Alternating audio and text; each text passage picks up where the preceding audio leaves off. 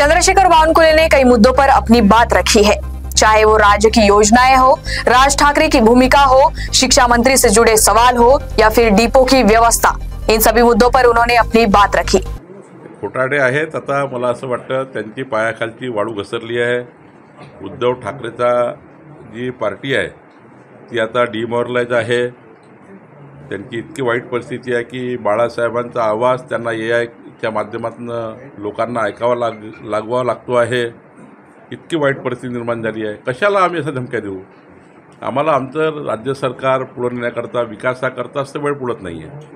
म्हणजे आम्ही 24 तासाचा 48 तास जरी वेळ केला तरी आम्हाला विकास कामे पूर्ण करण्याकरता वेळ मिळत नाही आहे। आमची बुद्धी अशी नाही आहे की आम्ही काही उद्धव ठाकरेच्या लोकांना टाळामध्ये टाका, मुकामध्ये करा। कुणाला वेळ आहे एवढा? त्यांच्या स्वतःच्या कर्तृत्वानं ते जर टाळा आणि मोकात गेलं तर आमचा का दोष आहे? जसं आता गांधी परिवार हा नॅशनल हेराल्डमध्ये जेलमध्ये चालला, त्यांच्या ईडी CBIच्या माध्यमातून मोठ्या प्रमाणात त्यांच्या चौकशा झाल्या। चौकशामध्ये काही आढळलं नाही तर माणूस सुटतो, चौकशामध्ये आढळला का जेलमध्ये जातो। त्यामुळे आमचा का दोष आहे? तुम्ही सत्तेपासून पैसा आणि पैशापासून सत्ता हे समीकरण चालवलं देशभरात 65 वर्ष सरकार चालवून तुम्ही हेच केलं, सत्तेपासून पैसा आणि पैशामधून सत्ता। आणि तुमच्या जेव्हा भ्रष्टाचाराचा उघड होत आहे आणि तुमच्यावर कारवाई होत आहे त्यावर तुम्ही सांगता की भाजपनी केलं। आमचा का दोष आहे? मला असं वाटतं की यामध्ये त्यांना काही धमक्या आल्या असतील, त्यांनी पोलिसांना कंप्लेंट दिली पाहिजे, रिसर्च सरकारकडे गेलं पाहिजे, गुन्हा दाखल केला पाहिजे। आमच्यावर आरोप करून काय उपयोग आहे? संपूर्ण जिल्ह्यातल्या तक्रारी आहे, आपल्या म्हणण्यात तथ्य आहे।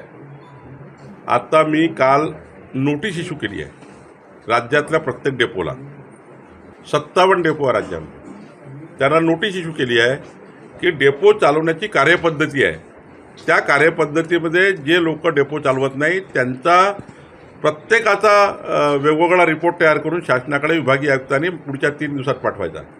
आणि जे डेपो निकषाप्रमाणे किंवा दिलेल्या अटी शर्तीमुळे डेपो चालवत नाही ते सर्व डेपो रद्द केले जातील। याकरता शासनाची भूमिका क्लिअर आहे। वाळूबद्दल कुठलाही कॉम्प्रोमाइज नाही आहे। नवीन वाळू पॉलिसी आली आहे आणि आता येणाऱ्या कॅबिनेट मंत्रिमंडळामध्ये आम्ही लवकरच सँड वाळूचं धोरण आणतो आहे, कृत्रिम वाळू तयार करणे याचं धोरण आणतो आहे। आणि हे धोरण राज्याकरता महत्त्वाचं असणार आहे। प्रत्येक जिल्ह्यामध्ये 50 क्रेशर आम्ही आणतो आहे, ज्यातनं सँड तयार होईल, कृत्रिम वाळू तयार होईल। या वाळूवर गरज राहणार नाही, आपल्या नदीच्या वाळूवरची गरज राहणार नाही। कृत्रिम वाळूचे आम्ही मोठ्या प्रमाणावर क्रेशर लावतो आहे राज्यामध्ये।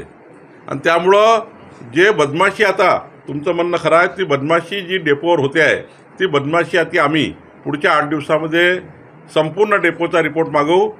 कोणत्याही डेपोमध्ये अनधिकृत सुरू असेल, जसं आता नागपूरमध्ये आपणच त्या ठिकाणी बातमी आणली होती की नागपूरमध्ये 10 डेपो आहेत, हे 10ही डेपो हे चुकीचे चालतात, ते नियम अटी पाळत नाही। काल सर्व डेपो स्टे केले आहे सरकारने, नागपूरवर कारवाई केली गेली आहे।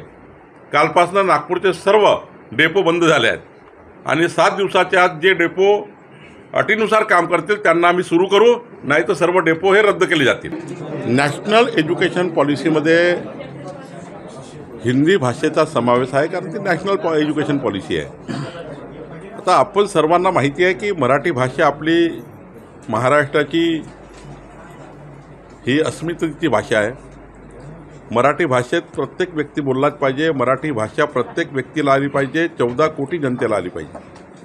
याकरता सरकार प्रयत्न करत आहे। माननीय प्रधानमंत्री नरेंद्र मोदीजी यांनी अनेक सरकार केले, पण माननीय मोदीजींनी मराठी भाषेला अभिजात दर्जा दिला आणि मराठी भाषा ही आपली सर्वांची भाषा व्हावी। ती आपल्या कोर्टाच्या निर्णयापासून तर सर्वच प्रशासकीय निर्णयाच्या प्रत्येक विषयामध्ये मराठी भाषेवरच त्या ठिकाणी कामकाज चालावं, या पद्धतीची भूमिका आमचं सरकार, देवेंद्र फडणवीसजीचं सरकार यांची आहे। आणि आता याच्यावर राजकारण होत आहे। खरं तर मी काल बोलताना चुकलो की राष्ट्रभाषा म्हणण्याऐवजी राजभाषा म्हणायला पाहिजे होती, कारण मराठी ही राजभाषा, हिंदी ही राजभाषा आहे आणि काल मी असं म्हटलं की ती राष्ट्रभाषा आहे। पण राष्ट्रभाषा माझ्या म्हणण्याचं तात्पर्य असं होतं की ही हिंदी राजभाषा आहे. खरं तर याकरताही काही लोकांनी टीकाटिप्पणी केली. थोडंसंही या ठिकाणी या देशामध्ये एखादं विकासाचं पाऊल घेतलं की त्याला थांबवण्याचं काम या ठिकाणी मोठ्या प्रमाणात होतं आहे. खरं तर मराठी आमच्या अस्मितेकरता, आमच्या मराठी माणसाकरता, या महाराष्ट्राकरता आमचं सर्वांची भूमिका आहे की मराठीच आमची भाषा असली पाहिजे. पण नॅशनल एज्युकेशन पॉलिसी मात्र या देशामध्ये जर विचार केला तर नॅशनल एखादी पॉलिसी येत असेल त्यामध्ये ते हिंदी असेल, हा विषय असेल. कारण हिंदीचा विषय त्या ठिकाणी घेतला गेला, मग एखादा हिंदी विषय जर त्या ठिकाणी आला असेल पाठ्यक्रमामध्ये तर त्याला इतकं मोठं राजकारण करून आंदोलन करणे, या ठिकाणी लोकाला मारपीट करणे हे काही मला वाटतं योग्य नाही आहे. मराठी भाषेबद्दल आमचं कुणाची कॉम्प्रोमाइज नाही आहे, पण हिंदी भाषासुद्धा प्रत्येक व्यक्तीला आली पाहिजे. कारण देशामध्ये फिरताना उत्तर प्रदेशमध्ये गेलो आपण, देशातल्या कुठल्याही भागात गेलो तरी काही लोक हिंदी बोलतात, काही लोक इंग्रजी बोलतात, काही लोक तमिळ बोलतात. त्यामुळं किमान एक कॉमन भाषा ही राजभाषा हिंदी ही सर्वांना साधारणतः येत असतं. आणि म्हणून देशातला जवळपास 60% राज्यातला जो कारभार आहे त्या ठिकाणी तिथले लोक आहेत हे हिंदीमध्ये बोलत असतात. आणि त्यामुळं मला असं वाटतं की त्या राज्याची भाषा याची अस्मिता ठेवून हिंदी भाषासुद्धा आपल्याला आली पाहिजे. मला असं वाटतं याच्यात काही गैर नाही आहे.